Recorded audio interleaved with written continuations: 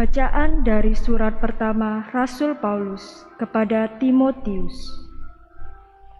Saudara terkasih, di hadapan Allah yang menghidupkan segala sesuatu dan di hadapan Yesus Kristus yang memberi kesaksian yang benar di hadapan Pontius Pilatus, dan aku memperingatkan engkau, taatilah perintah ini tanpa cacat dan tanpa celah, hingga pada saat Tuhan kita Yesus Kristus menyatakan dirinya.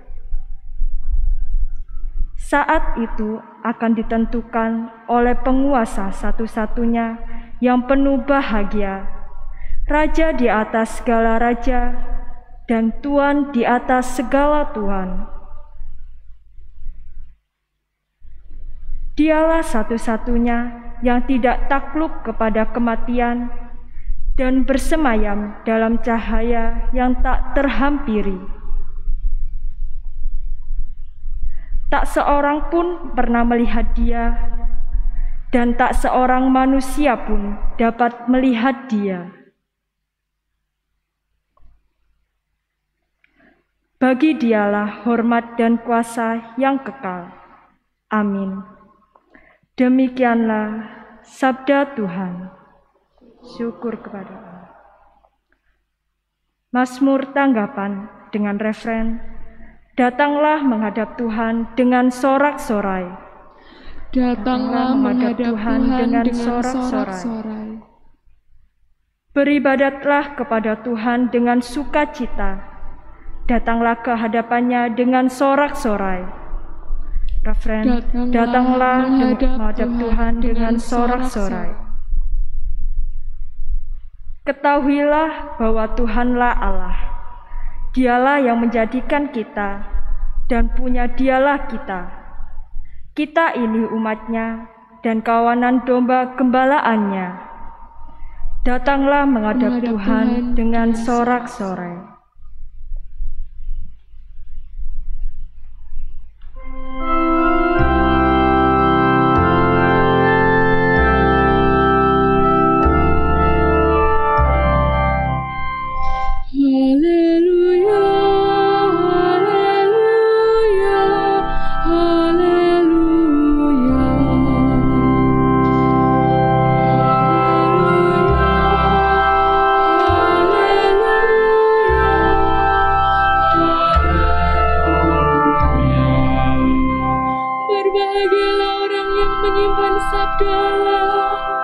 Dalam hati yang baik dan tulus ikhlas, dan menghasilkan buah dalam ketekunan. Haleluya, haleluya, haleluya. Tuhan bersamamu. Inilah Injil suci menurut Lukas.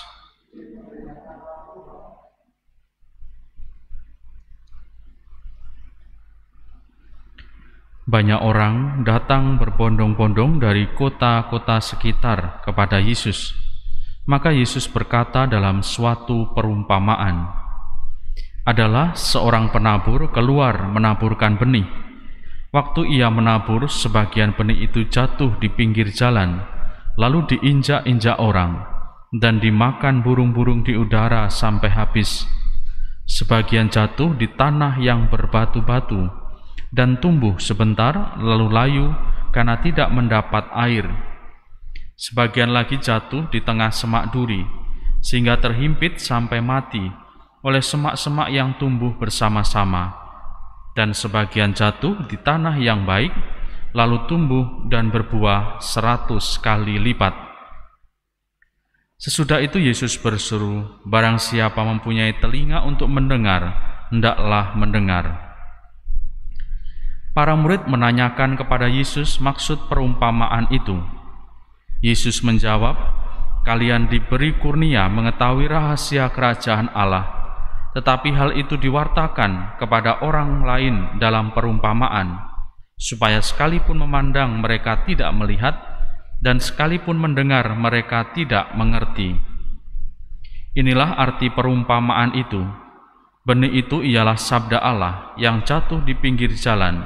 Ialah orang yang telah mendengarnya, kemudian datanglah iblis lalu mengambil sabda itu dari dalam hati mereka, supaya mereka jangan percaya dan diselamatkan. Yang jatuh di tanah yang berbatu-batu ialah orang yang setelah mendengar sabda itu, menerimanya dengan gembira, tetapi mereka tidak berakar. Mereka hanya percaya sebentar saja, dan dalam masa percobaan mereka murtad. Yang jatuh dalam semak duri ialah orang yang mendengar sabda itu, dan dalam pertumbuhan selanjutnya mereka terhimpit oleh kekhawatiran, kekayaan, dan kenikmatan hidup, sehingga tidak menghasilkan buah yang matang. Yang jatuh di tanah yang baik ialah orang yang mendengar sabda itu dan menyimpannya dalam hati yang baik dan menghasilkan buah dalam ketekunan. Demikianlah sabda Tuhan.